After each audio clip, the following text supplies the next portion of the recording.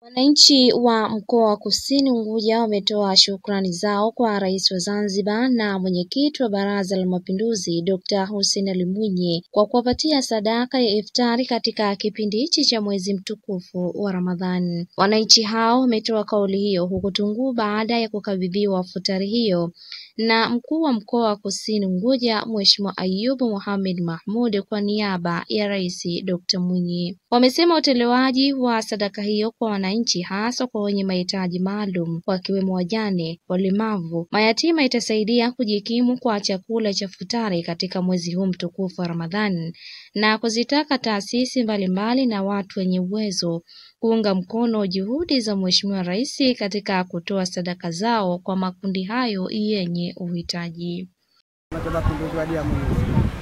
Na nashukuru Mheshimiwa Rais kutupa futari zino na zija wakati mwafaka, maana wakati ndio sasa, na kama kuna wengine wanaotuma kwa vya msaada watusaidie, si wanyonge.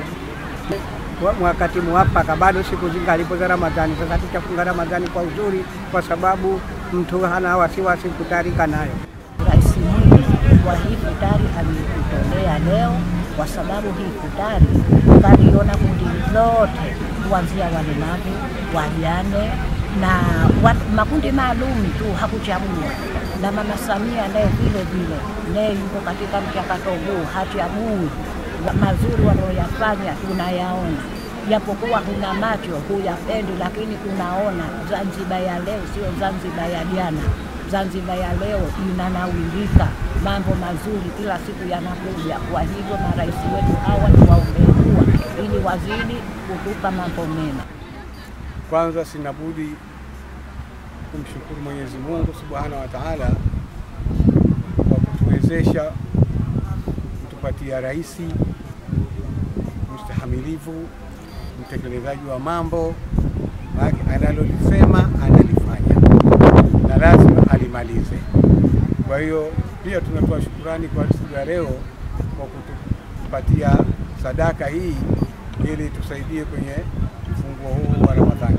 Awali, kabla ya kugawa sadaka hizo, mkuu wa mkoa wa Kusini Mheshimiwa Ayub Mohamed Mahmud amesema kitendo cha kutoa sadaka hiyo Mheshimiwa Rais kwa wananchi wa makundi mbalimbali ni cha kiungwana na kinadhihirisha wazi ya kuwa na mapenzi kwa wananchi wake anaoongoza, hivyo ni vyema kuendelea kumwombea dua ili aweze kutekeleza vyema majukumu yake.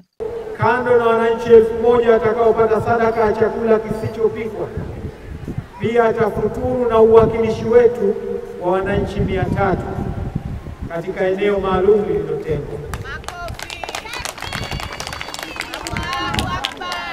Lakini sambamba na hilo, kwa siku ya leo pia ataswali tarawehe katika msikiti wa mkoa wa Kusini na Waislamu wa mkoa wa Kusini. Haya yote yanaonyesha wazi kuwa huyu ni kiongozi wa watu, mpenda watu, na kwa kweli anajali anaowaongoza. Sasa wetu Dr. Hussein Ali Mwinyi ana nia njema nasi, anatupenda na anatutakia mema.